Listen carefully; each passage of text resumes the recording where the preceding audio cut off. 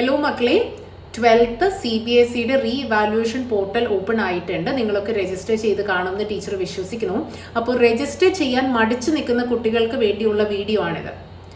ഞാൻ ആ റീവാലുവേഷൻ്റെ video post ചെയ്ത സമയത്ത് ടീച്ചർ ഒരുപാട് ക്വയറീസ്, ഡയറക്റ്റ് മെസ്സേജസ് ഒക്കെ വരുന്നുണ്ടായിരുന്നു.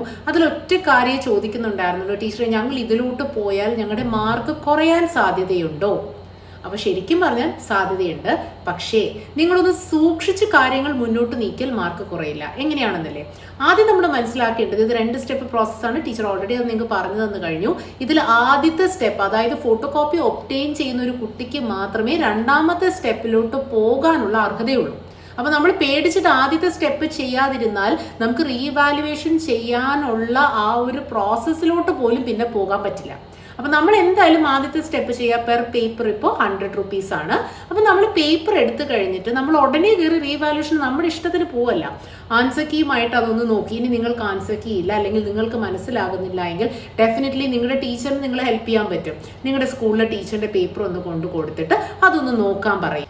എന്നിട്ട് ടീച്ചർ പറയുകയാണ്, ദേ ഇതിന് 4 മാർക്ക് നിനക്ക് കിട്ടാൻ സാധ്യതയുള്ളൂ, 5 മാർക്ക് ഇട്ടിട്ടുണ്ട്. ആ ക്വസ്റ്റ്യൻ നിങ്ങൾ കോട്ട് ചെയ്യണ്ട. മനസ്സിലായോ? നമ്മൾ ഏത് ക്വസ്റ്റ്യൻ ആണോ കോട്ട് ചെയ്യുന്നത് ആ ക്വസ്റ്റ്യൻ മാത്രമേ റീവാലുവേറ്റ് ഉള്ളൂ, അല്ലാതെ ഫുൾ പേപ്പർ റീവാലുവേറ്റ് ചെയ്യില്ല. അതേസമയം നിങ്ങൾക്ക് ഒരു ക്വസ്റ്റ്യന് 3 മാർക്ക് കിട്ടാൻ അർഹതയുണ്ട്, 2.5 ഇട്ടിട്ടുള്ളൂ. അങ്ങനെയാണെങ്കിൽ നമുക്ക് എന്ത് ചെയ്യാം, ആ ക്വസ്റ്റ്യൻ നമുക്കൊന്ന് കോട്ട് ചെയ്യാം. അപ്പോൾ അതിന് നമുക്ക് ഹാഫ് മാർക്ക് കിട്ടില്ലേ? അങ്ങനെ നിങ്ങൾ ശ്രദ്ധിച്ചൊന്ന് നീങ്ങുകയാണെങ്കിൽ ഡെഫിനറ്റ്ലി നിങ്ങൾക്ക് എന്ത് വരില്ല, മാർക്ക് കുറയില്ല. ആദ്യം മനസ്സിലാക്കേണ്ടത്, നമ്മൾ മാർക്ക് കുറയും എന്ന് പേടിച്ച് പേപ്പർ എടുക്കാതിരുന്നാൽ നമ്മൾക്ക് റീവാലുവേഷൻ കൊടുക്കാനൊരു സാധ്യത തന്നെ കുറയും. പിന്നെ നമ്മൾക്ക് റീവാലുവേറ്റ് ചെയ്യണ്ട, നമ്മൾ നോക്കി ഇത്രയൊക്കെ നമുക്ക് കിട്ടാനുള്ളൂവെങ്കിൽ നിങ്ങൾക്ക് ആ സ്റ്റെപ്പ് ഫസ്റ്റ് സ്റ്റെപ്പിൽ വെച്ച് ഡ്രോപ്പ് ചെയ്യാം. പിന്നെ നിങ്ങൾ വെരിഫിക്കേഷനോ റീവാലുവേഷനോ പോകേണ്ട കാര്യമില്ല. ആദ്യത്തെ ഒരു സ്റ്റെപ്പ് ഫോട്ടോ കോപ്പി എടുത്തു, കണ്ടു, ഓക്കെ എൻ്റെ തെറ്റുകൊണ്ടാണ് എനിക്ക് മാർക്ക് കുറഞ്ഞതെന്ന് മനസ്സിലായി, എൻഡ് ഓഫ് സ്റ്റോറി. പിന്നെ നമ്മൾ അതിനെക്കുറിച്ച് ചിന്തിക്കണ്ട.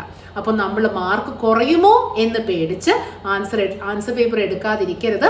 ഡെഫിനറ്റ്ലി നിങ്ങൾ എഴുതിയിട്ടുണ്ട്, നിങ്ങൾക്ക് കുറച്ചെങ്കിലും ഇത് എൻ്റെ തെറ്റല്ല, ഞാൻ ഉറപ്പായിട്ടും എഴുതിയിട്ടുണ്ട്, ഞാൻ ഇതിലും അർഹിക്കുന്നു മാർക്സ് എന്ന് ഉറപ്പുണ്ടെങ്കിൽ ഡെഫിനറ്റ്ലി പേപ്പർ എടുക്കുക കേട്ടോ. അല്ലാണ്ട് മാർക്ക് കുറയുന്ന പേടിച്ച് പേപ്പർ എടുക്കാതിരിക്കരുതേ മക്കളെ. അതുപോലെ ഇന്ന് പോർട്ടൽ ഓപ്പൺ ആയെങ്കിലും അപ്ലൈ ചെയ്യാൻ പറ്റാത്ത കുറച്ചേറെ പേരുണ്ടായിരുന്നു.